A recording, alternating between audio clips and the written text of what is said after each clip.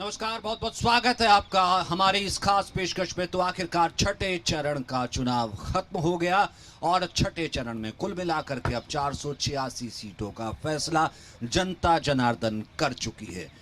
तो पांचवें चरण में ही अमित शाह ने कह दिया था कि 319 का आंकड़ा हम छू चुके हैं।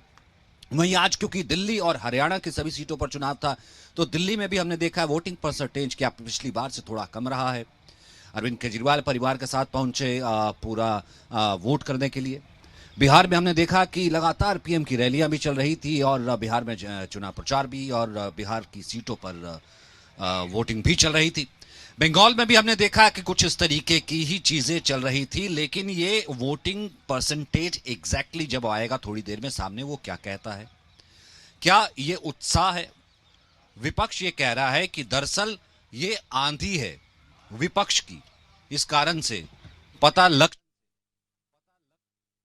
नहीं आ रही है मोदी सरकार। लेकिन इससे उलट एनडीए कह रहा है, मोदी ये कह रहा है कि वोटर जान चुका है कि सरकार आ चुकी है। लेकिन तमाम मेहमान हमारे साथ मौजूद रहेंगे इस वक्त चर्चा में। एक रिपोर्ट पर नजर डालते हैं, वापस आते हैं।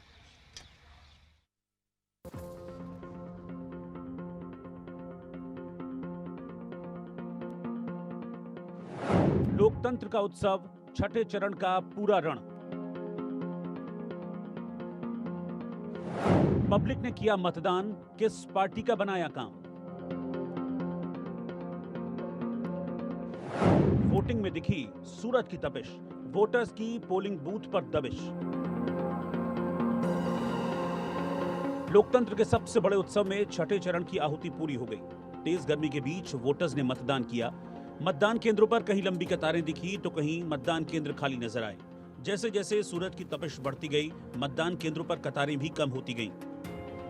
मैं तो ये सोच के दूंगा जी, देखो देश का विकास होना चाहिए और पार्टी बीजेपी बड़ी स्ट्रांग है और मैं तो इन्हीं को वोट देने जा रहा हूँ और मेरा मानना है कि दोनों 50,000 से लीड ऊपर जीतेंगे दोनों। बस सर, जहन में तो यही था कि रोजगार और देश का अच्छे से विकास हो, और यही सोच के दिया सर। मैं तो ये चाहता हूँ कि भी हमें जो है ना शिक्षा का अधिकार सभी बच्चों को बराबर मिलना चाहिए। शिक्षा पे ज़्यादा जोर दें। अगर शिक्षा हमारी अच्छी होगी तो मैं गारंटी से कह सकता हूँ कि बेरोजगारी नहीं होगी। हमारे बच्चे हैं, ये इनको भी रोजगार मिले, ऐसा नेता है जो देश को संभाल सके। अच्छा सब काम कराएंगे बेटे और सब बढ़िया काम करेंगे सब पर देश का। दिल्ली का दंगल हुआ पूरा, किसका सपना रहेगा अधूरा। दिल्ली की सभी 7 लोकसभा सीटों पर मतदान पूरा हो गया। राष्ट्रपति द्रौपदी मुर्मू ने मतदान कर लोकतंत्र के पर्व में अपनी आहुति दी। विदेश मंत्री एस जयशंकर ने मतदान किया। दिल्ली के मुख्यमंत्री अरविंद केजरीवाल पूरे परिवार के साथ वोट डालने पहुंचे। नई दिल्ली से उम्मीदवार बांसुरी स्वराज ने वोट डाला और राजनीति छोड़ने वाले गौतम गंभीर भी वोट डालने पहुंचे। राहुल गांधी और सोनिया गांधी ने भी मतदान किया। स्वाति मालीवाल ने भी अपने मत का इस्तेमाल किया। हम लोग जो हैं अभी वोट किए हैं, तो आप देख रहे हैं कि मैं इस बूथ में फर्स्ट मेल वोटर हूं।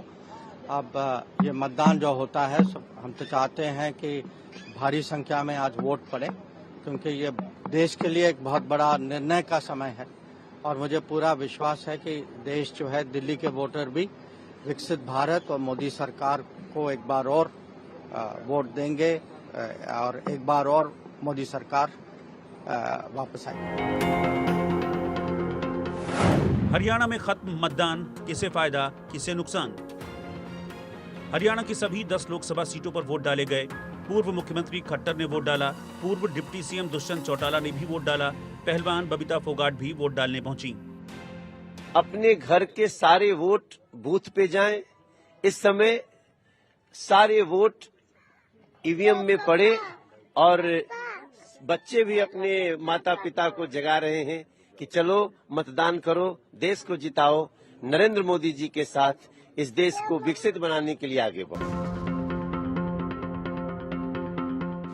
यूपी में 6 चरण की पूरी लड़ाई, जनता किसके संग आई। उत्तर प्रदेश में भी छठे चरण की वोटिंग पूरी हुई। सबसे ज्यादा लोकसभा सीट वाले उत्तर प्रदेश में वोटर्स में उत्साह कम ही दिखा। यहां सूरज की गर्मी ने लोगों को ज्यादा परेशान रखा और दिन के वक्त पोलिंग बूथ पर वोटर्स का सूखा दिखा। बिहार बंगाल में पूरे 6 चरण, कौन जीतेगा चुनावी रण?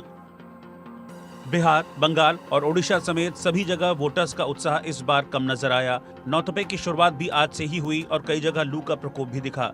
ज्यादातर इलाकों में पारा 40 डिग्री के पार रहा, जिससे वोटर्स ने घरों में रहना ही पसंद किया।